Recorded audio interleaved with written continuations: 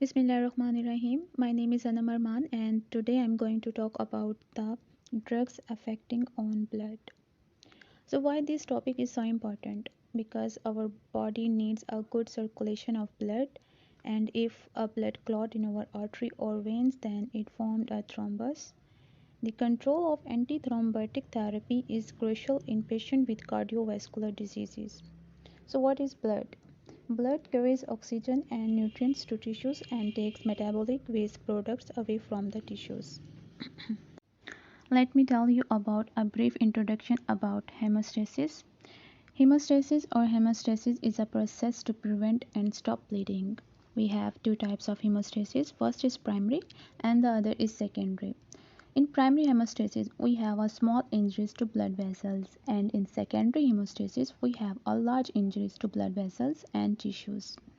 In primary hemostasis, we involve the vascular intima and platelets, and secondary hemostasis involves platelets and plasma. Primary hemostasis is a rapid, short-lived response, and secondary hemostasis is delayed and long-term response. Humans have developed a well-regulated system of hemostasis to keep the blood fluid and clot-free in normal vessels and to form a localized plug rapidly in injured vessels. What is thrombosis? Thrombosis is the pathological extension of hemostasis. When blood clots block veins or arteries, the thrombosis describes a pathological state in which a normal hemostatic processes are activated inappropriately. For example, a blood clot thrombus may form as a result of a relatively minor vessel injury. Today we will discuss about the two main drugs of anticoagulant. One is heparin and the other is warfarin. Heparin and warfarin are both used as anticoagulants in order to decrease the development of the blood clot.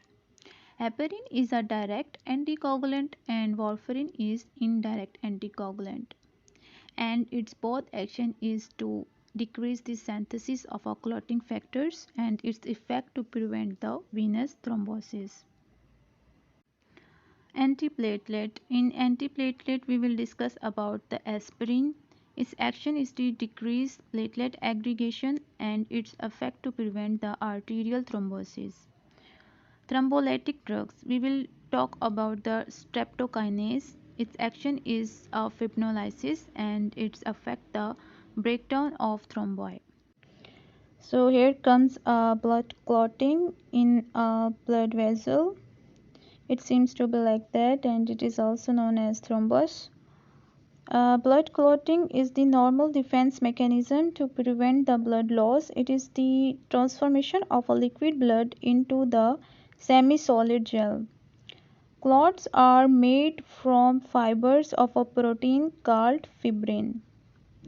So what is embolism?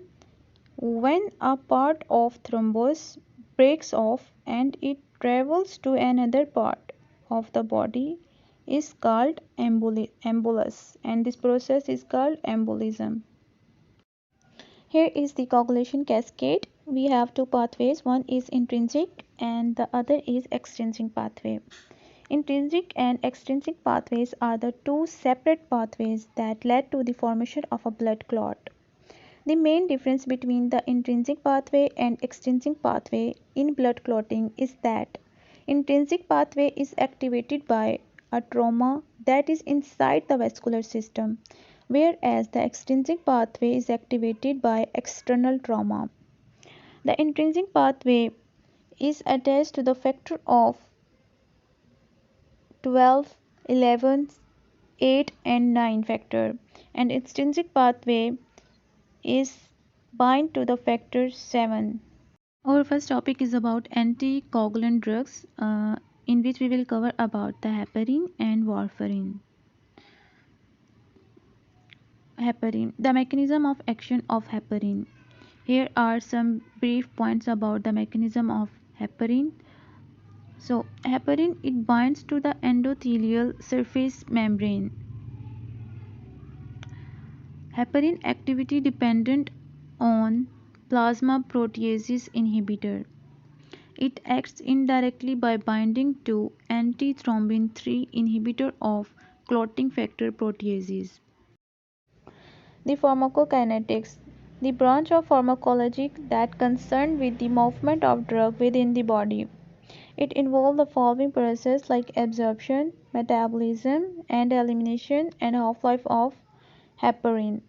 The heparin is taken by parenteral routes, that is IV, intravenously, subcutaneously, and intramuscularly.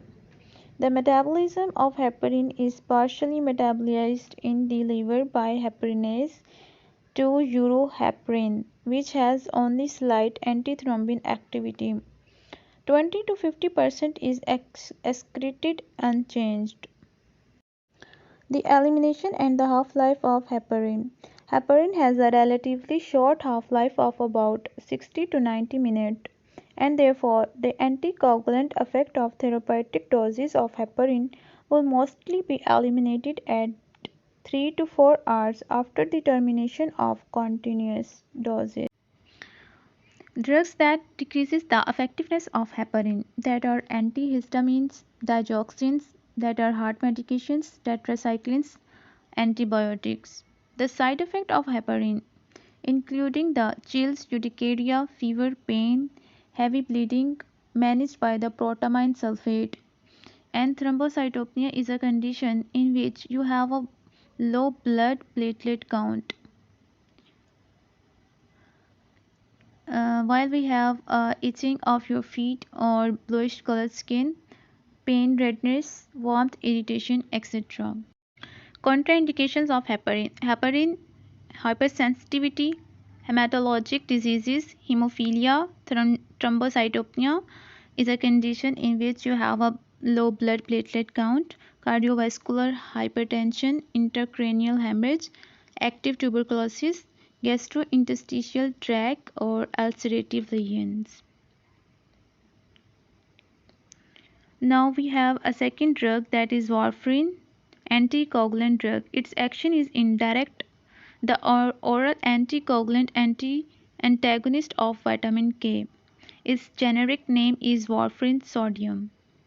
The trade name of warfarin is Coumadin, a water-soluble compound with anticoagulant properties used as rat poison and in the treatment of thrombosis. It acts in the liver to prevent the synthesis of vitamin K-dependent clotting factors, the factors that is 2, 7, 9, and 10.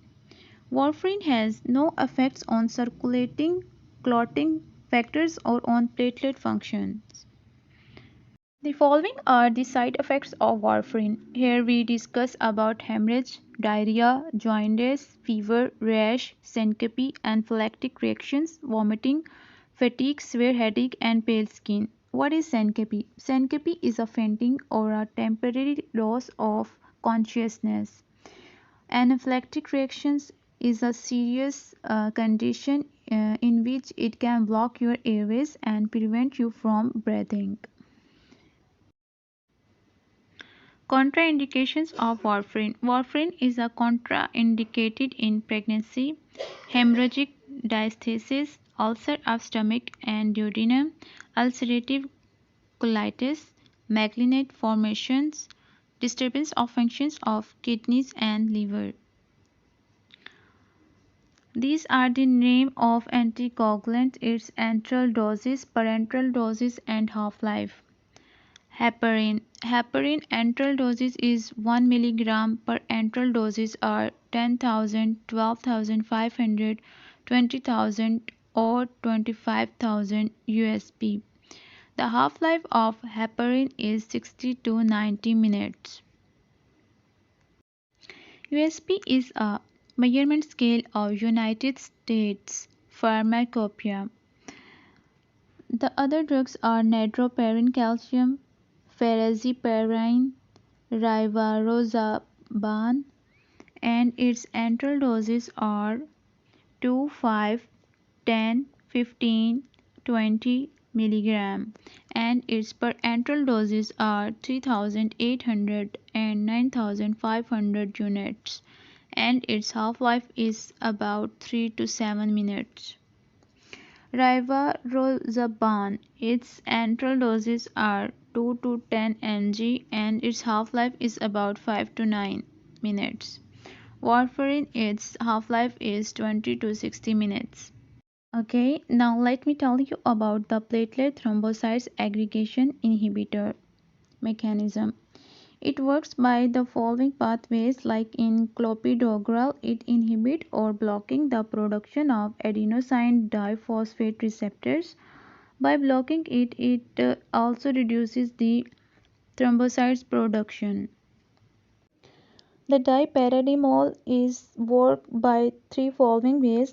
First is the cyclic adenosine monophosphate phosphodiesterase. By inhibiting this enzyme, it blocks the aggregation of platelet formations. And by thromboxane synthesis, it blocks the arachidonic formation to thromboxane formation. And by inhibiting this enzyme, it blocks the formation of ADP and the platelet aggregation. Acetylsalicylic acid is also known as aspirin. It blocks the formation of cyclooxygenases 1 and 2. By blocking these receptors, it blocks the formation of arachidonic acid to thromboxane, and hence it inhibits the formation of thrombocytes aggregation. Abcimab is to block the glycoprotein 2b3a receptors. By blocking these receptors, it inhibits the formation of thrombocytes formation and platelet aggregation. The mechanism of action of aspirin. Prostaglandin A2 thromboxane arachidonate product causes platelet aggregation, platelet shape changing, platelet degradation. Aspirin inhibits the synthesis of thromboxane A2 by irreversible acetylation cyclooxygenase. The clinical uses of aspirin. Aspirin is used to reduce the fever and relieve mild to moderate pain from conditions such as muscle aches, toothaches, common cold, and headaches. It also be used to reduce the pain and swelling in conditions such as arthritis. Aspirin is also known as salicylate and non-steroidal anti-inflammatory drug. It works by blocking a certain natural substance in your body to reduce the pain and swelling. The side effects of aspirin contain the renal failure, drowsiness, confusion, and the overdose of aspirin causes the hyperthermia, metabolic acidosis, respiratory depression, and coma. The contraindication of aspirin included the allergic reactions, bleeding disorders, liver failure, peptic ulcer, and hypersensitivity. Now we will talk about the thrombolytics agents. It contains the streptokinase, alteplase, reteplase, aminase, anistriptase, tinactiplase, urokinase. These are the thrombolytic agents, and the mechanism of thrombolytic agents by intrinsic and extrinsic pathway.